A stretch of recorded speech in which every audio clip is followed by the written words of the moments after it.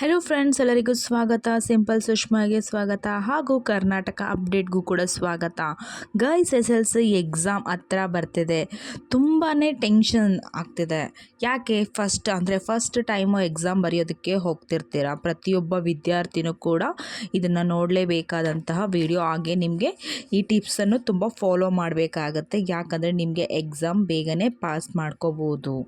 ಯಾವ ಥರ ಪಾಸ್ ಮಾಡ್ಕೋಬೋದು ಅಂತ ನಾನು ನಿಮಗೆ ಹೇಳ್ತಾ ಹೋಗ್ತೀನಿ. ನನ್ನ ವಿಡಿಯೋನ ಪೂರ್ತಿಯಾಗಿ ನೋಡಿ ಫ್ರೆಂಡ್ಸ್. ನಿಮಗೆ ಗೊತ್ತೇ ಇರುತ್ತೆ 8th 9th ಯಾವ ಥರ ಅಂದರೆ ನೆಗ್ಲೆಕ್ಟ್ ಮಾಡ್ತಿದ್ರಿ ಅಂತ ನಿಮಗೆ ಗೊತ್ತೇ ಇರುತ್ತೆ. ಯಾಕಂದರೆ ಅಷ್ಟೊಂದು ನೀವು ನೆಗ್ಲೆಕ್ಟ್ ಮಾಡಿಕೊಂಡು ಅಂದರೆ ಓದ್ತಾರಲ್ಲ, ಅಷ್ಟೊಂದು ನಾರ್ಮಲಾಗಿ ಅಂದರೆ ಅಷ್ಟೊಂದು ಕೇರ್ಲೆಸ್ಸಾಗಿ ನಾವು 8th 9th ಓದ್ತಾ ಇರ್ತೀವಿ. ಅದೆಲ್ರಿಗೂ ಗೊತ್ತಿರುತ್ತೆ. ಹಾಗೆ ಪಬ್ಲಿಕ್ ಎಕ್ಸಾಮ್ನಲ್ಲಿ ಮಾತ್ರ ನೀವು ಆ ಥರ ಮಾಡೋಕ್ಕೆ ಹೋಗ್ಬಾರ್ದು. ನೀವು ತಮ್ನೆಲಲ್ಲಿ ಹಾಕಿದ್ದೀರಾ, ಏನಂತ ಹಾಕಿದ್ದೀರಾ ಅಂತ ನೀವು ಕೇಳ್ಬೋದು.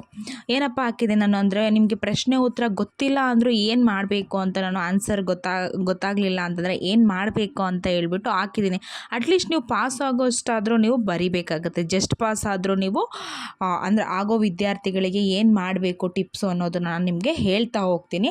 ಹಾಗೆ ನೀವು ಮಾತ್ರ ಮರೆಯೋದನ್ನು ಏನು ಮರಿಬಾರ್ದು ಅಂದರೆ ಲೈಕು ಸಬ್ಸ್ಕ್ರೈಬು ಅಷ್ಟೇ ನಾನು ನಿಮ್ಮ ಕಡೆಯಿಂದ ಎಕ್ಸ್ಪೆಕ್ಟೇಷನ್ ಮಾಡೋದು.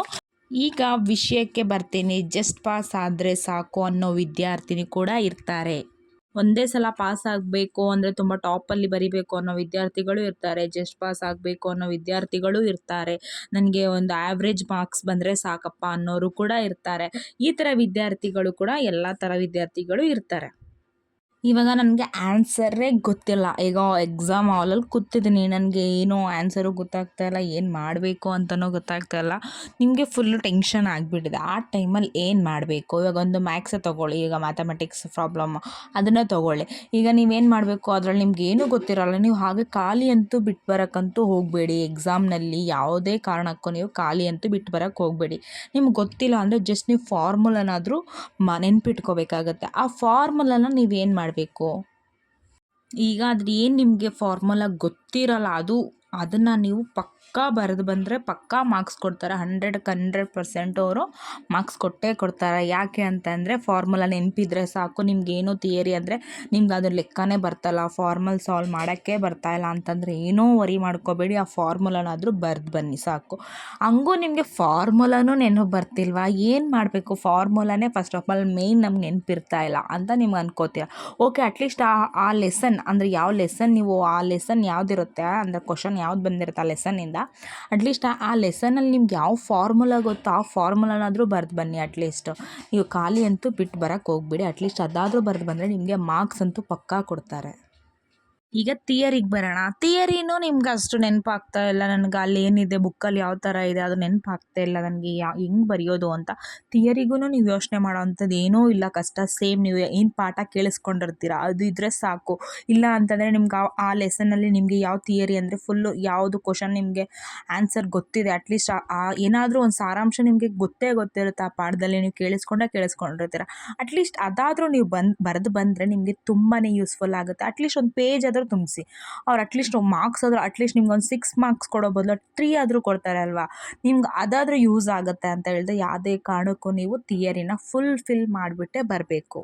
ನೀವು ಆರ್ಡರ್ ವೈಸೇ ಬರಿಬೇಕು ಅಂತ ಏನಿಲ್ಲ. ಈಗ ಕ್ವಶನ್ ನಂಬರ್ 1, ಕ್ವಶನ್ ನಂಬರ್ 2 ಅಂತ ಈಗ ಆನ್ಸರ್ ಬರ್ಸಿರ್ತಾರೆ ಕ್ಲಾಸ್ ರೂಮಲ್ಲಿ. ಸೊ ನೀವು ಆರ್ಡರ್ ವೈಸೇ ಬರಿಬೇಕು ಅನ್ನೋದನ್ನು ಬಿಟ್ಬಿಡಿ. ಪಾಯಿಂಟ್ ವೈಸ್ ನಿಮ್ಗೆ ಯಾವ್ದು ನೆನಪಿದೆ ಅದನ್ನು ಬರಿಬೇಕು. ಖಾಲಿ ಅಂತೂ ಯಾವುದೇ ಕಾರಣಕ್ಕೂ ನೀವು ಬಿಟ್ಟು ಬರಬಾರ್ದು. ಅಟ್ಲೀಸ್ಟ್ ನಿಮಗೆ ಯಾವುದು ಗೊತ್ತಾಗಿಲ್ಲ ಅಂತಂದರೆ ಅಟ್ಲೀಸ್ಟ್ ಕ್ವಶನ್ ನಂಬರ್ನಾದರೂ ನೀವು ಹಾಕ್ಬಿಟ್ಟು ಬನ್ನಿ. ಗ್ರೇಸ್ ಮಾರ್ಕ್ ಅಂತ ನಿಮಗೆ ಗೊತ್ತಿರುತ್ತೆ. ಇವಾಗ ಒಂದು ಗ್ರೇಸ್ ಯಾವುದು ಮಾರ್ಕ್ ಅಂತ ಹೇಳ್ಬಿಟ್ಟು ಕೊಡ್ತಾರೆ. ನೀವು ಅದನ್ನಾದರೂ ಅಟ್ಲೀಸ್ಟ್ ಅವರು ಕೊಟ್ಟೇ ಕೊಡ್ತಾರೆ. ನೀವು ಯಾವುದೇ ಕಾರಣಕ್ಕೂ ಖಾಲಿ ಅಂತೂ ಬಿಟ್ಟು ಬರೋಕ್ಕೆ ಹೋಗಬೇಡಿ. ನೀವು ಕ್ವಶನ್ ನಂಬರ್ ಹಾಕೋದಕ್ಕಿಂತ ನೀವು ಜಸ್ಟ್ ಏನೋ ಒಂದು ಆ ಲೆಸನ್ನಲ್ಲಿ ಏನು ಗೊತ್ತಿದೆ ಏನೋ ಒಂದು ಆನ್ಸರ್ನ ನೀವು ಬರೆದ್ಬಿಟ್ಟು ಬರಲೇಬೇಕಾಗುತ್ತೆ. ಇವಾಗ ನಿಮ್ಮ ಪಕ್ಕದ ಮನೆ ಆಗಿರ್ಬೋದು, ನಿಮ್ಮ ಊರುಗಳ ಕಡೆ ಆಗಿರ್ಬೋದು, ಹೇಳ್ತಾ ಇರ್ತಾರೆ, ಅಯ್ಯೋ ನಾನು ಏನೂ ಬರ್ತೇ ಇಲ್ಲ, ನನಗೆ 560 ಬಂದಿದೆ, 570 ಬಂದಿದೆ ಅಂತ ಹೇಳ್ತಾರೆ. ಹೆಂಗೆ ಬಂದಿರುತ್ತೆ ಅಂದರೆ ಅವರು ಅಟ್ಲೀಸ್ಟ್ ಏನಾದರೂ ಒಂದು ಬರೆದ್ಬಿಟ್ಟು ಬಂದಿರ್ತಾರೆ, ಫುಲ್ ಪೇಜ್ ಆದರೂ ತುಂಬಿಸಿರ್ತಾರೆ. ಆವಾಗ ಅವರು ಮಾರ್ಕ್ಸ್ ಕೊಟ್ಟೇ ಕೊಡ್ತಾರೆ. ಅದಕ್ಕೆ ಅಂತ ನೀವು ಅದೇ ಥರನೇ ಮಾಡಬೇಕು. ಈಗ ನೆಕ್ಸ್ಟ್ ಇನ್ನೊಂದು ಟಿಪ್ಸ್ ಏನಪ್ಪ ಅಂತಂದರೆ ಇದನ್ನು ನೀವು ಮೇಂಟೈನ್ ಮಾಡಲೇಬೇಕಾಗುತ್ತೆ. ನೀಟಾಗಿ ಇಟ್ಕೋಬೇಕು. ಒಂದು ಪೇಪರ್ನ ಯಾವುದೇ ಕಾರಣಕ್ಕೂ ನೀವು ಗಲೀಜಂತೂ ಮಾಡೋಕ್ಕೆ ಹೋಗಬೇಡಿ. ಈಗ ಇಂಕ್ ರೇಸರ್ ಮಾಡೋದು ಇಲ್ಲ ಬರೆದ್ಬಿಟ್ಟು ನೀವು ಗೀಟ್ ಹಾಕೋದು ಇಲ್ಲ ಅಂತಂದರೆ ಏನಾದರೂ ಒಂದು ಇಂಕ್ ಪೆನ್ನಲ್ಲಿ ತೊಗೊಂಡು ಇಲ್ಲ ಜೆಲ್ ಪೆನ್ನಲ್ಲಿ ತೊಗೊಂಡು ಜಾಸ್ತಿ ಇದು ಮಾಡೋದು ಆ ಥರ ಅಂತೂ ನೀವು ಮಾಡೋಕ್ಕೆ ಹೋಗಬೇಡಿ. ಯಾಕೆ ಅಂದರೆ ಪೇಪರ್ ಹಾಳಾಗ್ಬಿಟ್ರೆ ಎಲ್ಲ ಫುಲ್ಲು ಇದಾಗ್ಬಿಡುತ್ತೆ. ಸೊ ನೀವು ತುಂಬ ಕೇರ್ಫುಲ್ಲಾಗಿರಬೇಕಾಗತ್ತೆ ಈ ವಿಷಯದಲ್ಲಿ. ನೀವು ಈ ಥರ ಜೆಲ್ ಪೆನ್ನು ಈ ಥರ ಎಲ್ಲ ಜಾಸ್ತಿ ಯೂಸ್ ಮಾಡಿ ಎರೇಸರ್ ಮಾಡೋಕ್ಕೆ ಹೋಗೋದು ಈ ಥರ ಎಲ್ಲ ಮಾಡೋಕ್ಕೆ ಹೋಗ್ಬಿಡಿ. ಇದು ಫಸ್ಟು ಗಮನದಲ್ಲಿ ನೀವು ಇಟ್ಕೋಬೇಕಾಗತ್ತೆ. ನೀವು ಈ ಥರ ಮಾಡೋದ್ರಿಂದ ವ್ಯಾಲ್ಯೂಯೇಷನಲ್ಲಿ ಅವ್ರು ಕರೆಕ್ಷನ್ ಮಾಡೋ ಟೈಮಲ್ಲಿ ನೀವು ತುಂಬ ನೀಟಾಗಿ ಇಟ್ಕೊಂಡಿದ್ರೆ ಅಂದರೆ ಇವಾಗ ಏನೋ ಒಂದು 5 ಮಾರ್ಕ್ಸ್ ಕಡಿಮೆ ಇರುತ್ತೆ, ಇಲ್ಲ ಒಂದು 4-5 ಮಾರ್ಕ್ಸ್ ಕಡಿಮೆ ಇರುತ್ತೆ ಅಂದ್ಕೊಳ್ಳಿ. ನೀವು ಅಟ್ಲೀಸ್ಟ್ ಏನೋ ಒಂದು ಬರೆದು ಬಂದಿದ್ದೀರಾ ಅಂತಂದರೆ ಅಟ್ಲೀಸ್ಟ್ ಅದಕ್ಕೆ ಮಾರ್ಕ್ಸ್ ಕೊಡ್ತಾರೆ. ನೀವು ಮತ್ತು ನೀಟಾಗಿ ಹ್ಯಾಂಡ್ ರೈಟಿಂಗು ತುಂಬ ಚೆನ್ನಾಗಿದೆ, ಇಲ್ಲ ಕೊಡ್ಬೋದು ಅಂತ ಹೇಳ್ಬಿಟ್ಟು ಅವ್ರು ಮಾರ್ಕ್ಸ್ ಕೊಟ್ಟೇ ಕೊಡ್ತಾರೆ. ನೀವು ಅದನ್ನು ಮಾತ್ರ ಯಾವುದೇ ಕಾರಣಕ್ಕೂ ಮಿಸ್ ಮಾಡೋಕ್ಕೆ ಹೋಗಬೇಡಿ. ಇವಾಗ ಸಪೋಸ್ ಅದು ಎಕ್ಸಾಂಪಲ್ಗೆ ನಾನು ಹೇಳೋದಾದರೆ ನೀವು ಇವಾಗ ಹೆಂಗೆ ಎಲ್ಲ ನೀಟಾಗಿ ಮೇಂಟೈನ್ ಮಾಡಿ ಬಂದಿರ್ತೀರ ಅಂದ್ಕೊಳ್ಳಿ. ಇವಾಗ ನೀವೆಲ್ಲ ಕ್ವಶನ್ಸ್ನ ನೀವು ಖಾಲಿ ಬಿಟ್ಟು ಬಂದುಬಿಟ್ಟಿರ್ತೀರ. ಆ ಟೈಮಲ್ಲಿ ಅವ್ರು ಅಟ್ಲೀಸ್ಟ್ ನೀವು ಪಾಸಿಂಗ್ ಮಾರ್ಕ್ಸ್ಗೆ ಒಂದು 3 ಮಾರ್ಕ್ಸ್ ಕಡಿಮೆ ಇರುತ್ತೆ, ಒಂದು 2, 3, 4 ಕಡಿಮೆ ಇರುತ್ತೆ ಅಂದ್ಕೊಳ್ಳಿ ಮಾರ್ಕ್ಸು. ಅವ್ರು ಎಲ್ಲಿಂದ ಕೊಡ್ತಾರೆ, ಯಾವುದಕ್ಕೆ ಕೊಡ್ತಾರೆ? ನೀವು ಅದಕ್ಕೇ ಅದೇ ವಿಷಯಕ್ಕೇ ನೀವು ಅಟ್ಲೀಸ್ಟ್ ನೀವು ಖಾಲಿ ಬಿಡೋ ಬದಲು ಏನಾದರೂ ಒಂದು ತುಂಬಿಸ್ಬಿಟ್ಟು ಬರಬೇಕಾಗುತ್ತೆ. ಅಟ್ಲೀಸ್ಟ್ ನಿಮಗೆ ಆ ಪಾಠದ್ದು ಏನು ಗೊತ್ತಿದೆ ಅಟ್ಲೀಸ್ಟ್ ಸಾರಾಂಶ ಆಗಲಿ ಏನಾದರೂ ಒಂದು ಕೇಳಿಸ್ಕೊಂಡಿರ್ತೀರ. ಅದೇನು ಗೊತ್ತಿದೆ ಅದನ್ನೇ ಬರ್ಬಿಟ್ಟು ಬನ್ನಿ. ಅಟ್ಲೀಸ್ಟ್ ಅವ್ರು ಮಾರ್ಕ್ಸ್ ಕೊಡೋಕ್ಕೆ ಸರಿ ಹೋಗುತ್ತೆ. ಯಾವುದೇ ಕಾರಣಕ್ಕೂ ನೀವು ಬರೀದಿರ ಖಾಲಿ ಬಿಡ್ದಿರ ಅಂತೂ ಬರೋಕ್ಕೆ ಹೋಗಬೇಡಿ. ಮಿಡಲಲ್ಲಿ ನೀವು ಏನು ಮಾಡ್ತೀರಾ ಅಂತ ಅಂದರೆ ನೀವು ಪಾಸಿಂಗ್ ಮಾರ್ಕ್ಸ್ ಸಾಕು, ನನಗೆ ಅರ್ಧ ಎಷ್ಟೋ ಸಾಕು, ಪಾಸ್ ಆದರೆ ಸಾಕು, ಅಷ್ಟು ಬರೆದಿದ್ದೀನಿ ನನಗೆ ಬಂದುಬಿಡುತ್ತೆ, ಎದ್ದು ಬಂದುಬಿಡೋದು. ಈಗ 3/4 ಗಂಟೆಗೆ ಎದ್ದು ಬಂದುಬಿಡೋದು, ಇಲ್ಲ ಅರ್ಧ ಗಂಟೆಗೆ ಎದ್ದು ಬಂದುಬಿಡೋದು, ಈ ಥರ ಮಾತ್ರ ಮಾಡೋಕ್ಕೆ ಹೋಗಬೇಡಿ. ಎಷ್ಟು ನಿಮ್ಮ ಕೈಲಿ ಆಗುತ್ತೆ ಅಷ್ಟು ಫುಲ್ ಪೇಜು ತುಂಬಿಸೋದಕ್ಕೆ ಟ್ರೈ ಮಾಡಿ. ಟೈಮ್ ಇದೆ, ಅಯ್ಯೋ ಬಿಡು ನಂಗೆ ಸಾಕು, ಪಾಸಿಂಗ್ ಮಾರ್ಕ್ಸ್ ಆದರೆ ಸಾಕು ನನಗೆ, ಅಯ್ಯೋ ನಂಗೆ ಆಗ್ತಾಯಿಲ್ಲ ಅಂತ ಎದ್ದು ಬರೋದಕ್ಕಂತೂ ಹೋಗಬೇಡಿ. ನಿಮ್ಗೆ ಆದಷ್ಟು ಎಷ್ಟಾಗುತ್ತೋ ಅಷ್ಟನ್ನು ತುಂಬಿಸಿ, ಅಷ್ಟನ್ನು ಬರೀರಿ ನೀವು. ನಾನೊಂದು ನಿಮ್ಮ ಸಿಸ್ಟರ್ ಆಗಿ ಸಜೆಸ್ಟ್ ಮಾಡ್ತಾಯಿದ್ದೀನಿ, ನೀವು ಅಷ್ಟೂ ಬರೀರಿ. ನೀವು ಯಾಕೆ ಪಾಸ್ ಆಗಲ್ಲ ಆವಾಗ ಹೇಳಿ. ನನ್ನ ಒಂದು ಸಬ್ಸ್ಕ್ರೈಬರ್ ಯಾರಿದ್ದಾರೆ, ವ್ಯೂವರ್ಸ್ ಯಾರಿದ್ದಾರೆ, ಈ ಒಂದು ಫಾಲೋ ಮಾಡಿ. ನಿಮಗೆ ಯಾವುದೇ ಕಾರಣಕ್ಕೂ ನೀವು ಫೇಲ್ ಆಗೋಕ್ಕೆ ಸಾಧ್ಯವೇ ಇಲ್ಲ.